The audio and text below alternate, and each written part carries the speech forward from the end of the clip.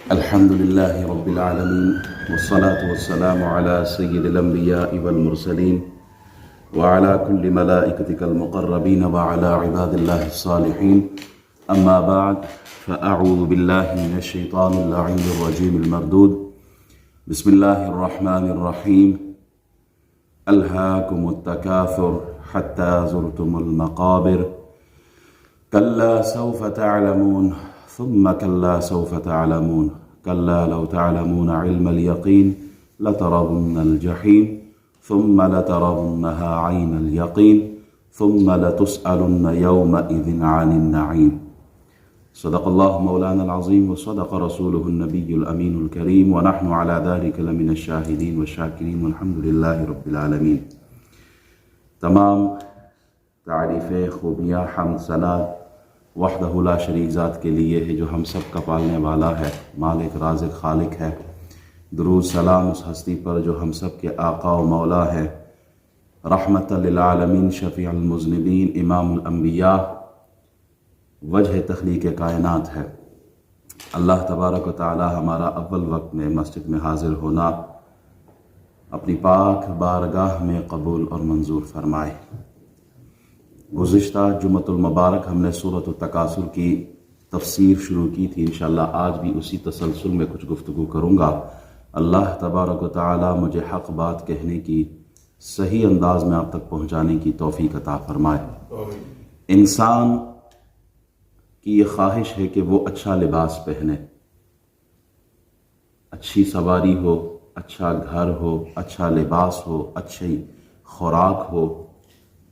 اور اس کو حاصل کرنے کے لیے، کیونکہ یہ ہم جانتے ہیں کہ اگر بھوک لگی ہو تو بھوک کو مٹانے کے لیے پونڈ کا ہونا ضروری ہے. پونڈ ہوں گے تو جا کے کچھ خرید سکیں گے، روپیہ ہوگا، پونڈ ہوں گے، ڈالر ہوں گے تو پھر ہم خوراک لے سکیں گے. پیاس لگی ہوگی تو پانی کی بوتل مفت تو نہیں دے گا نا کوئی. دکان پہ جائیں گے تو وہ ڈیمانڈ کرتے. اسی طرح اچھا گھر ہو تو اچھے گھر کے لیے، اچھی جگہ کے لیے مال و دولت کی ضرورت ہے. اچھی سواری کے لیے ہمیں گاڑی کی ضرورت ہے. کاروبار اگر کرنا ہے یا کاروبار کو مزید بڑھانا ہے تو انویسٹمنٹ کی ضرورت ہے جس میں مال کی ضرورت ہوتی ہے. تو ہر آدمی یہ چاہتا ہے کہ مال کی کثرت ہو، مال جمع کرے، مال کی لالچ ہو، طمع ہو، حرص ہو، اس میں بڑھتی رہے تاکہ وہ اعلیٰ سے اعلیٰ چیز کی طرف، اگلے سے اگلے قدم کی طرف بڑھے. ہزاروں خواہشیں کہ ایسی کہ ہر خواہش پہ دم نکلے، مگر میرے یارماں پھر بھی کم نکلے. ہزاروں خواہشیں ایسی کہ ہر خواہش پہ دم نکلے. خواہشیں پوری نہیں ہوتی انسان کی، لیکن وہ کثرت کی طرف بھاگتا ہے. ایک آدمی بیمار تھا تو علاج کے لیے نہیں جا رہا تھا. پوچھا کیوں نہیں جا رہے؟ کہا کیسے جاؤں؟ ڈاکٹر کے پاس جاتا ہوں تو کہتا ہے پہلے فیس جمع کراؤ تب جا کے میں ایک نسخہ دوں گا. تو امام صاحب، مال جمع کرنا کوئی بری بات ہے؟ میں تو اسی لیے مال جمع کروں گا کہ میرا علاج ہو جائے. میں تو اسی لیے مال جمع کروں گا کہ میں بیٹی کی شادی کر سکوں. میں اسی لیے مال جمع کروں گا کہ میں حج پہ چلا جاؤں. آپ کہتے ہیں کہ مال جمع کرنا برا ہے. تو اس چیز کو بہت کلیئر رکھے. مال جمع کرنا، کیا مال جمع کرنا، مال کمانا، کیا یہ ناجائز ہے؟ نہیں، یہ ناجائز نہیں ہے. مال اس لیے جمع کرنا کہ اوروں پر فخر کرے، مال اس لیے جمع کرنا کہ وہ غرور تکبر کرے، مال اس لیے جمع کرنا کہ انسان کو انسان نہ سمجھے، دوسرے کو حقیر سمجھے، خود کو اعلیٰ سمجھے، اس لیے مال جمع کرنا یہ ناجائز ہے. مال ایسے جمع کرنا کہ وہ چوری کا ہو، ڈکیتی کا ہو، ظلم پر ہو، دوسرے سے ہڑپ کرنا ہو، کرپشن کا ہو، رشوت کا ہو. مال ایسے جمع کرنا کہ وہ جوے کا ہو، گیمبلنگ سے ہو، شراب کا ہو، حرام کا ہو. مال ایسے جمع کرنا کہ دوسرے کو دھوکہ دے کے ہو، تو یہ ناجائز ہے. یہ مال کمانا جائز نہیں ہے. چوہے اور کتے اور گدھے بکرے کے نام پر بیچنا یہ جائز نہیں ہے. ہم تو کہ ربنا آتنا فی الدنیا حسنہ، ہم تو اللہ سے اچھی دنیا مانگتے ہیں. مال کمانا برا نہیں ہے، مال کیسے کمایا جائے یہ ڈیپینڈ کرتا ہے۔ اگر مال حلال طریقے سے ہے تو یہ محمود ہے، جائز ہے، اور اگر وہ حرام طریقے سے ہے تو پھر ناجائز ہے۔ مال کمانے میں ایسے غافل ہو گئے کہ اللہ کو بھلا دیا، نمازیں چھوڑ دی ہیں۔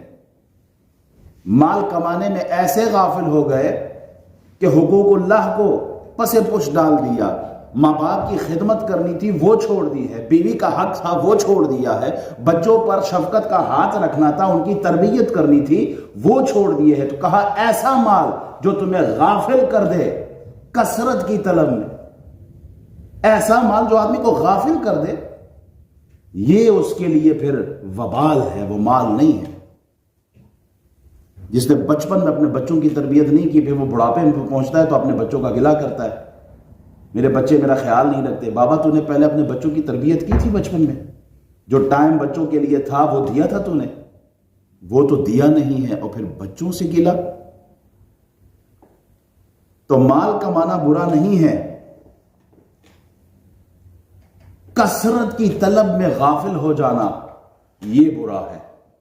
کوٹھے پر، شراب خانے پر، جوے خانے پر خالی جیب والا نہیں جاتا، جس کے جیب بھرے ہوں وہ کوٹھے پہ جاتا ہے۔ تو کثرت آدمی کو تباہ کر دیتا ہے۔ جانور بھوکا ہو تو وہ انسانوں پر حملہ کرتا ہے، اور جبکہ انسان کا پیٹ بھرا ہو تو وہ ظلم کرتا ہے، وہ مست ہو جاتا ہے۔ کثرت انسان کو، اگر وہ اللہ سے بندے کو غافل کر دے، وہ کثرت، وہ طلب، وہ حرص، وہ لالچ، وہ تباہی ہے انسان کے لیے۔ اور اگر بندہ کثرت کی طلب میں اللہ کو چھوڑ کر دنیا کے پیچھے بھاگے تو پھر وہ مال فرعون ہے، مال امیہ بن خلف کا۔ رسول اکرم صلی اللہ علیہ وسلم ارشاد فرماتے ہیں کہ ان لکل امت فتنۃ وفتنۃ امت المال، ہر امت کا ایک فتنہ ہے، میری امت کا جو فتنہ ہے، آزمائش ہے، وہ کیا ہے؟ مال۔ مال آزمائش ہے۔ غریب تھا تو 5 وقت نماز پڑھتا تھا، مسجد میں سب سے ملتا تھا، گلے لگاتا تھا ہر ایک کو، جو ہی اللہ نے مال دے دیا تو مسجد جانا بھی چھوڑ دیا۔ سب سے پہلے عبادت میں تساہل شروع ہو جاتی ہے، عبادت سے غافل ہو جاتا ہے۔ پھر وہ آدمی جس کو وہ سینے سے لگاتا تھا اب اسے غریب کہہ کر اگنور کر دیتا ہے، میرا سٹیٹس کچھ اور ہے، اس کا سٹیٹس کچھ اور ہے، میں مالدار آدمی ہوں، میرے سامنے اس کی کیا حیثیت ہے۔ تو مال آدمی کو یہ آزمائش ہے انسان کے لیے۔ سالبہ ابن ابی حاتب حضور اکرم صلی اللہ علیہ وسلم کے پاس آیا، کہا یا رسول اللہ میرے لیے دعا کرے کہ میرے پاس کثرت ہو مال کی، مالدار ہو جاؤں۔ نبی اکرم صلی اللہ علیہ وسلم نے ارشاد فرمایا، اے سالبہ تھوڑا مال جس پر تو شکر ادا کرے وہ بہتر ہے اس زیادہ مال سے اس پہ تو شکر ادا نہ کرے۔ پھر حاضر ہوا، یا رسول اللہ میرے لیے دعا کرے میرا مال بڑھ جائے، مجھے اس ذات کی قسم جس نے آپ کو نبی بنا کر بھیجا ہے، میں سب کا حق ادا کروں گا، میں اللہ کے راستے میں مال دوں گا۔ رسول اللہ نے دعا فرما دی۔ اب بکریاں اس کے پاس تھی، بکریوں میں کثرت شروع ہو گئی، برکت شروع ہو گئی، اتنی بکریاں آئی اس کے پاس کہ مدینہ شریف سے ذرا باہر نکل پڑا، ظہر اور عصر کی نماز میں آتا تھا، باقی نمازیں بھی چھوٹ گئی، 5 وقت نمازی تھا، اب ظہر اور عصر میں آتا ہے، بکریاں کچھ اور بڑھ گئی تو مدینہ شریف سے باہر نکلنا پڑا، باہر چلا گیا، ظہر اور عصر کی نماز بھی چلی گئی، بکریوں میں اتنی برکت آئی کہ وہ جنگل کی طرف چلا گیا، جمعے کی نماز بھی چلی گئی۔ رسول اللہ نے فرمایا 2 بندوں کو بھیجا، جاؤ اس سے زکوٰۃ لے آؤ۔ جب وہ صحابہ اس کے پاس گئے تو کہنے لگا یہ تو ٹیکس ہے میرے اوپر، میں سوچوں گا اس کے اوپر، I will think about it and then I will decide کہ میں نے دینا کہ نہیں دینا۔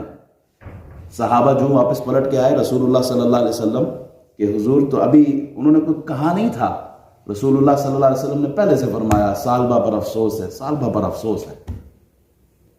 اللہ تبارک و تعالیٰ نے قرآن کی آیات نازل فرما دی، وَمِنْهُمْ مَنْ عَاهَدَ اللَّهَ لَئِنْ آتَانَا مِنْ فَضْلِهِ لَنَصَّدَّقَنَّ وَلَنَكُونَنَّ مِنَ الصَّالِحِينَ وَلَنَكُونَنَّ مِنَ الصَّالِحِينَ فَلَمَّا آتَاهُمْ مِنْ فَضْلِهِ بَخِلُوا بِهِ وَتَوَلَّوْا وَهُمْ مُعْرِضُونَ۔ اللہ نے قرآن کی آیت نازل فرمایا ان میں کو وہ ہے جنہوں نے اللہ سے عہد کیا تھا کہ اگر ہمیں اپنے فضل سے دے گا تو ہم ضرور خیرات کریں گے، اللہ کے راستے میں دیں گے، اور ہم ضرور بھلے آدمی ہو جائیں گے. تو جب اللہ نے انہیں اپنے فضل سے دیا اس میں بخل کرنے لگے اور منہ پھیر کر پلٹ گئے. اللہ تو دے، اللہ تو دے، میں صدقہ خیرات بھی کروں گا، مالدار ہو جاؤں گا، لوگوں کے حقوق بھی ادا کروں گا. اللہ نے مال دیا، سب کچھ چھوڑ گیا. پھر کچھ عرصے بعد آیا مال لے کر، نبی اکرم صلی اللہ علیہ وسلم نے واپس کیا. کہا اللہ نے منع فرما دیا، تیرا مال نہیں دینا. سر پر مٹی ڈالنے لگا. پھر سیدنا صدیق اکبر کے زمانہ خلافت میں آئے، اس کے زمانہ خلافت میں آیا مال لے کے، صدیق اکبر نے بھی واپس پھیر دیا کہ نہیں لینا، جب حضور نے نہیں لیا تو میں کیوں لوں. فاروق اعظم کے زمانے میں بھی آیا، فاروق اعظم نے بھی منع کر دیا، اور دور عثمان غنی میں وہ منافق مر گیا. تو مال یہ آزمائش ہے انسان کے لیے. کثرت کی طلب انسان کو غافل کر دیتا ہے. ایک چیز کی وضاحت کروں، یہاں جو ثعلبہ بن حاتب ہیں وہ بدری صحابی ہیں، وہ احد کی جنگ میں شہید ہوئے تھے. تو یہاں نام کی وجہ سے کوئی مس انڈرسٹینڈنگ نہ ہو. جو بدری صحابی ہیں ان سے اللہ راضی ہیں، وہ ثعلبہ بن حاتب تھے.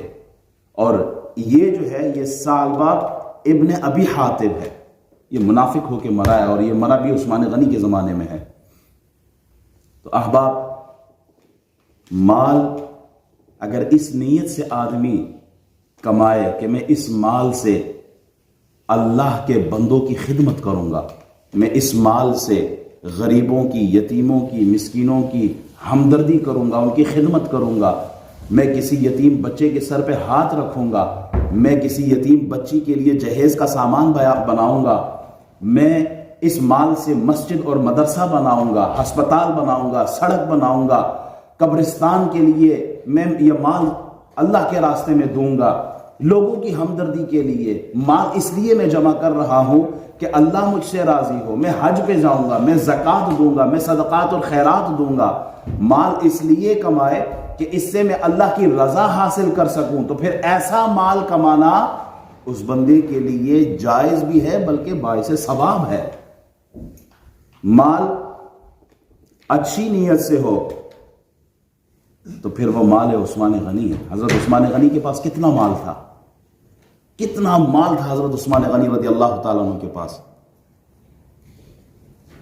مدینہ شریف میں پانی کی ضرورت ہے، کنواں جو ہے وہ یہودی کا ہے، تو آپ نے اپنا مال دیا، مسلمانوں کے لیے وقف کر دیا کنواں. ثواب ہی ثواب. قحط کا زمانہ ہے، خوراک ہے نہیں، عثمان غنی کے 1000 اونٹوں پر مال آیا ہے، سارا کا سارا اللہ کے راستے میں دیا. مال ہے تو اللہ کی رضا حاصل ہو سکتی ہے. مال کمانا بری بات نہیں ہے.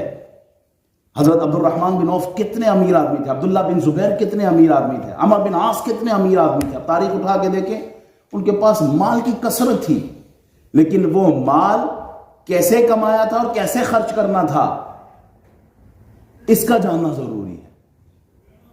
مال کمانا بری بات نہیں ہے، مال کیسے کمایا جائے یہ ضروری بات ہے. مالدار ہونا بری بات نہیں ہے، رب سے غافل ہونا یہ بری بات ہے. امیر آدمی ہے، لاکھوں نہیں اربوں میں کھیل رہا ہے، لیکن وہ اللہ سے غافل نہیں ہے، وہ دیندار ہے. جھونپڑی میں رہنے والا وہ اللہ سے غافل ہے، ٹکے ٹکے کو ترس رہا ہے، مال کے پیچھے ہے، دنیا کے پیچھے ہے، رب سے غافل ہے، کہا یہ دنیا دار ہے. تو جو بھی چیز بندے کو رب سے غافل کر دے، جو بھی مال ہو، دولت ہو، زمین ہو، کاروبار ہو، دنیا کی کوئی چیز ہو جو بندے کو رب سے غافل کر دے، وہ دنیا دار ہو جاتا ہے. ارب پتی ہو، مال دولت ہو، جائیدادیں ہو، زمینیں ہو، لیکن وہ پھر بھی رب سے جڑا ہے، وہ دیندار ہے.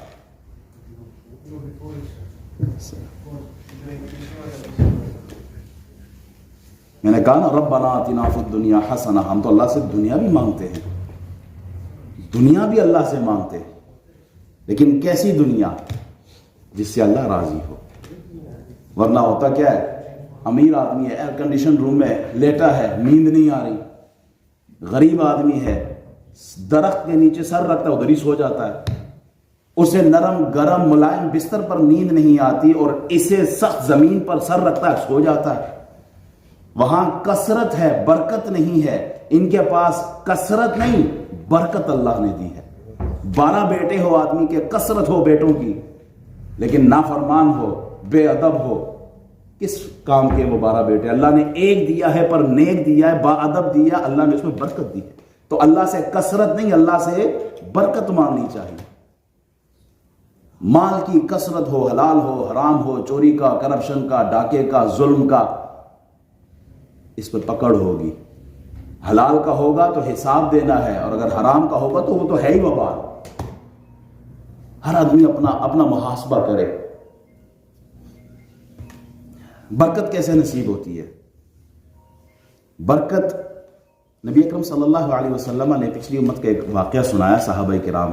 آپ علیہ السلام نے فرمایا ایک آدمی تھا، سفر کر رہا تھا تو آواز سنی اس نے کہ بادلوں کو کوئی حکم دے رہا ہے، بادلوں جاؤ اس آدمی کے باغ کو پانی دے دو۔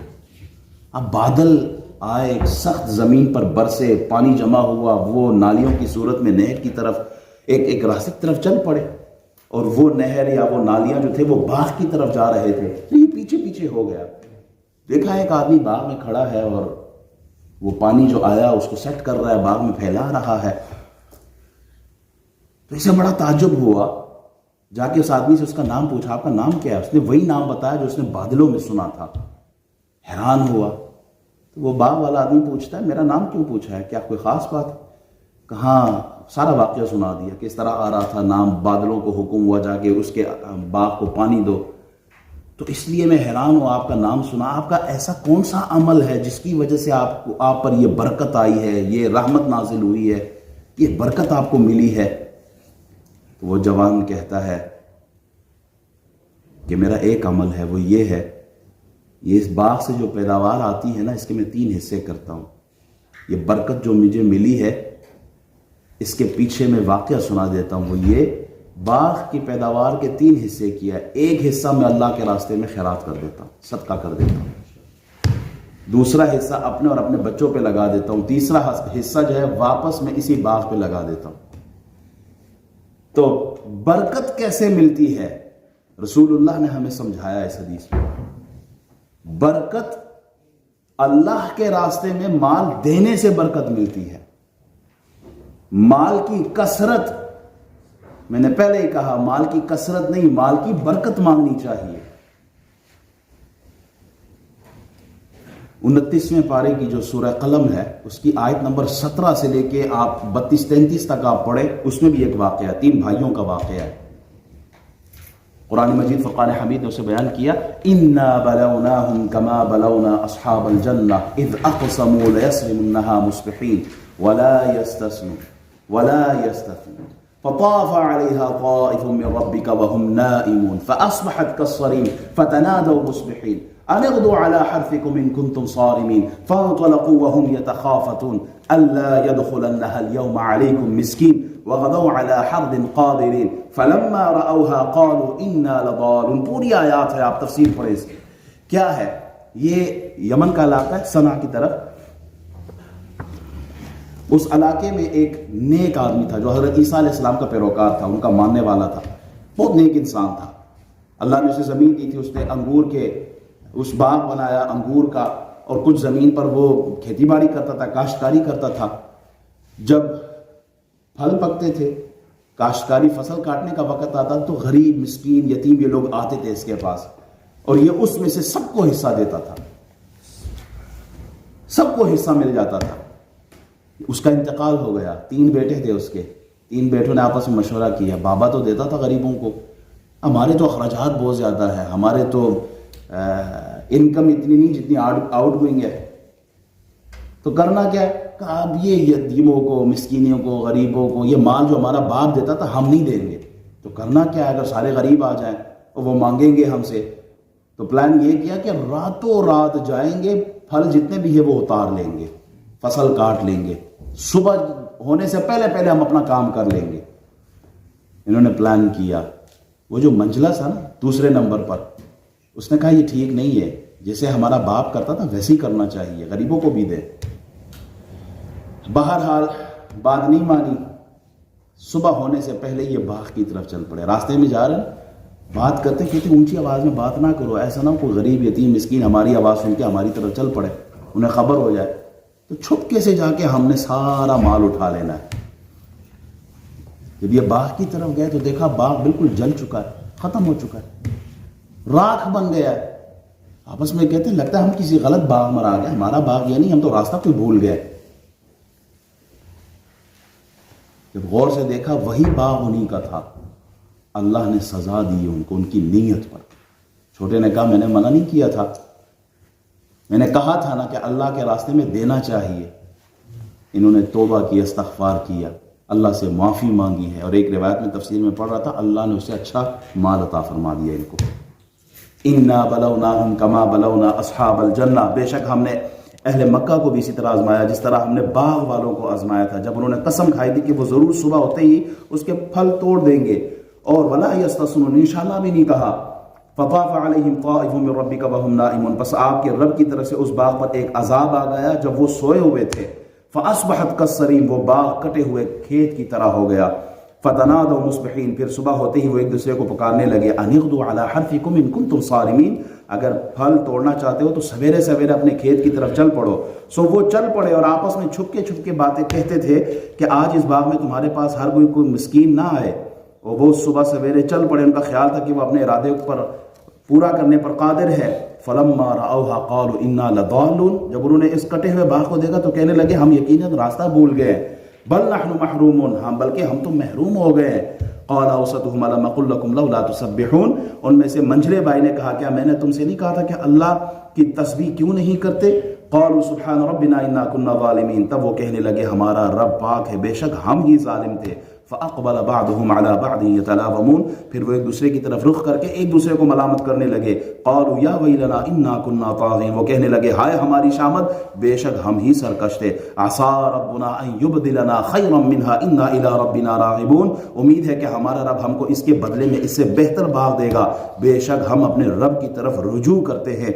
كذلك العذاب والعذاب الآخرة اکبر لو كانوا يعلمون، عذاب اسی طرح ہی تو ہوتا ہے، اور آخرت کا عذاب تو بہت بڑا ہے، کاش وہ لوگ جان لیتے۔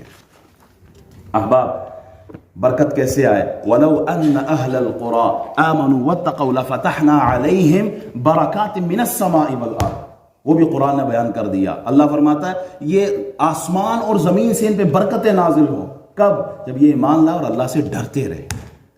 اللہ سے ڈرتے رہے تو پھر کیا ہوگا؟ زمین اور آسمان سے برکتیں نازل ہوں گی۔ یا ایھا الذین آمنوا لا تلھکم اموالکم ولا اولادکم عن ذکر اللہ ومن یفعل ذلک فاولئک هم الخاسرون، ایمان والو تمہیں مال اور اولاد یہ ہلاکت میں نہ ڈال دے، غافل نہ ہو جاؤ رب سے، اللہ کے ذکر سے غافل نہ ہو جاؤ، اگر جو ایسا ہوا تو وہ خسارے میں۔ وانفقوا مما رزقناکم من قبل ان یأتی احدکم الموت فیقول رب لولا اخرتنی الى اجل قریب فاصدق واکن من الصالحین، ایسا نہ ہو کہ موت تم پر آیا پھر تم کو اللہ تھوڑی سی مہلت تو دیتے تھا کہ میں مال آپ کے راستے میں خرچ کر دیتا اور نیکوکاروں میں، صالحین میں، اچھے لوگوں میں بھی شمار ہوتا۔ تو وقت آنے سے پہلے ہمیں اپنی آخرت کی فکر کرنی چاہیے، غافل نہ۔ الہاکم التکاثر حتی زرتم المقابر، کثرت کی طلبی، مال مال مال مال، غافل کر دیا تمہیں، تم قبروں تک تو جا پہنچے۔ امام غزالی فرماتے ہیں انسان کیسے غافل ہے، مثال دیتے ہیں، کہتے ہیں ایک آدمی سفر کر رہا ہے، اس کے پیچھے شیر بھاگا، شیر اس کے پیچھے ہے، وہ اس نے کنواں دیکھا، اس نے کہا شیر سے بچنے کے لیے کنویں میں چھلانگ لگاتا ہوں، جب شیر چلا جائے گا تو کنویں سے نکل آؤں گا۔ جب وہ کنویں کے قریب پہنچا تو دیکھا اس میں آلریڈی سانپ بیٹھا ہوا ہے نیچے کنویں میں، تو اب حیران ہے، پیچھے شیر ہے، آگے کنواں، وہاں سانپ، کدھر جائے؟ تو سوچا جو کنویں پہ گھاس لٹک رہی ہے اس کو پکڑ لیتا ہوں، درمیان میں رہتا ہوں، شیر بھی نہیں کھائے گا اور سانپ سے بھی بچ جاؤں گا۔ یہ لٹک جاتا ہے، گھاس کو پکڑ لیتا ہے، لٹکا ہوا ہے، دیکھا دو چوہے آتے، یہ امام غزالی سمجھا رہے ہیں، دو چوہے آئے، ایک سفید ہے اور ایک کالا، وہ اس گھاس کو کھا رہے ہیں۔ اب اس کو یہ فکر لگ گئی ہے یہ گھاس ختم ہو جائے گی اور میں نیچے سانپ کی طرف، اچانک اس کی نظر پڑتی ہے شہد کے جتے پر، وہاں شہد ہے، مکھیاں کوئی نہیں ہے، تو یہ ایک ہاتھ سے اس نے گھاس پکڑی ہے اور دوسرے ہاتھ سے اب شہد کھانے میں لگ گیا۔ اب یہ شیر کو بھی بھول گیا ہے، سانپ کو بھی بھول گیا ہے، چوہوں کو بھی بھول گیا ہے، گھاس کو بھی بھول گیا ہے، ایک ہاتھ سے وہ پکڑا اور ایک ہاتھ سے شہد کھا رہا ہے، اس میں غافل ہو گیا ہے۔ سمجھایا ہے، فرمایا وہ جو شیر ہے نا وہ ملک الموت ہے تمہارے پیچھے، وہ جو کنواں اور اس کے اندر سانپ ہے وہ تمہاری قبر ہے، وہ جو دو چوہے ہیں سفید اور کالے، یہ تمہاری دن اور رات ہے. وہ جو گھاس ہے یہ تمہاری زندگی ہے. دن اور رات تمہاری زندگی کھا رہے ہیں. ملک الموت پیچھے ہے، آگے کنواں قبر ہے. انسان کہاں غافل ہو گیا؟ شہد کھانے میں. یہ شہد کیا ہے؟ کہا یہ تمہارا مال ہے جس کے لیے تم مرے پڑے ہوئے ہو. یہ تمہارا منصب ہے، شہرت ہے، عزت ہے، پاور ہے جس کے پیچھے تم لگے ہوئے ہو. اور غافل ہو گئے اس کنویں سے جہاں سانپ ہے، اس قبر سے جہاں پر عذاب ہوگا اگر اللہ کی نہ مانی. ملک الموت تمہارے پیچھے آ رہے. ایک دن سامنا ہوگا، ہر حال میں سامنا ہوگا. موت سے کوئی بچ سکتا ہے؟ ساتھیوں بڑے پریشان بیٹھے ہو. موت سے کوئی بچ سکتا ہے؟ کوئی نہیں بچ سکتا موت سے. تو پھر کیسی موت؟ سوال تو یہ نا کہ موت کیسی ہو؟ مرنا تو ہے. ایک آدمی کے پاس مرغ تھا نا، تو اس نے مرغ کو اب ذبح کرنا تھا. بہانہ کیا ڈھونڈوں؟ مرغ کو کہا کہ کل سے اگر تو نے اذان دی نا تو تجھے میں ذبح کر دوں گا. اب وہ مرغ پریشان ہوا. ٹھیک ہے. صبح اس نے اذان ہی نہیں دی. صبح اذان نہیں دی، مالک پریشان ہو گیا. بہانہ تو ڈھونڈا تھا کہ یہ اذان دے گا، اذان کوئی نہیں دیا اب اس نے. اگلے دن پھر اس نے بہانہ کہتا ہے مرغ جو تھا اس نے اذان نہیں دی لیکن عادت سے مجبور تھا، پر اس نے مارنا شروع کر دیا، پھڑپڑا رہا تھا. مالک نے کہا کہ کل اگر تو نے پر مارے نا میں تجھے ذبح کر دوں گا. اگلی صبح وہ دیکھا کہ وہ پر بھی نہ مارے، اذان بھی نہ دے. مالک پریشان، یہ کیا ہو گیا؟ لیکن مرغ بھی مجبور تھا اپنی عادت سے. وہ اپنی گردن، جیسے اذان دیتا ہے نا مرغا، گردن اونچی کر کے اذان دیتا ہے، اس نے گردن اونچی کر دی، پھڑپڑایا بھی نہیں، اذان بھی نہیں دی. مالک نے پھر اس کو کہا کہ کل اگر تو نے گردن بھی اونچی کی نا تو پھر میں تجھے ذبح کر دوں گا. اگلے دن وہ گردن بھی اونچی نہ کرے، بالکل مرغی کی طرح بیٹھا ہوا ہے. مالک بھی پریشان ہو گیا کہ اب اس کے ساتھ کیا کروں. اگلے دن مالک نے بھی صحیح سوچا. اس نے کہا مرغے کو کہ کل تو نے انڈا دینا ہے ورنہ تجھے ذبح کر دوں گا. اب مرغ رو پڑا. مرغ رویا نا. مالک نے کہا کہ رو رہے ہو؟ موت سامنے ہے. کہا نہیں، اس لیے نہیں رو رہا ہوں کہ مرنا ہے. رو اس لیے رہا ہوں کہ مرنا ہی تھا تو انڈے پہ مرنا تھا، مر جاتا تو اذان پہ مر جاتا. میں نے مرنا ہی تھا تو اذان پہ مر جاتا. میں مرا کس چیز پر ہوں؟ احباب قبر میں تو ہم نے بھی جانا ہے. حتی زرتم المقابر کلا سوف تعلمون ثم کلا سوف تعلمون کلا لو تعلمون علم الیقین. یہ کیا ہے؟ کہا مر کے تم نے بھی تو قبر میں آنا ہے. قبر میں آؤ گے کیا ہوگا؟ من ربک ما دینک ما کنت تقول فی حق هذا الرجل. اب بتاؤ اس ہستی کے بارے میں کیا کہا کرتے تھے؟ نعرے تو ہم نے دنیا میں مارے. ہم نے تو نعرے مارے ہیں سیاستدانوں کے. ارے نعرے مارنے ہی تھے تو ان کے مارنے تھے. مارنے تھے تو نعرے خاتم النبیین کے نعرے مارنے تھے. ہم نے وفا کی تو کن سے؟ ان لوگوں سے وفا کی ہے جو ہمیں جانتے تک نہیں ہے. ہم نے وفا کرنی تھی تو ان سے وفا کرنی تھی جنہوں نے محشر کے دن بھی سر سجدے میں رکھ کر ہماری شفاعت کروانی تھی. ہم نے کن سے محبت کی ہے، کن سے وفا کی ہے، کن کے لیے ہم نے قربانیاں دی ہیں. ان کے لیے ہم نے لاٹھی چارج کھایا، ان کے لیے ہم نے گالی اور گولی، ان کے لیے جو ہمیں جانتے تک نہیں ہے. ارے گالی اور گولی اگر کھانی تھی تو ان کے لیے کھاتے کہ جو قبر میں آئیں گے اور یہی کہیں گے فرشتوں ان سے کیا پوچھتے؟ ہی تو دن رات مجھے یاد کرتا تھا. مصطفیٰ جان رحمت پہ لاکھوں سلام اس کے زبان پر تھے.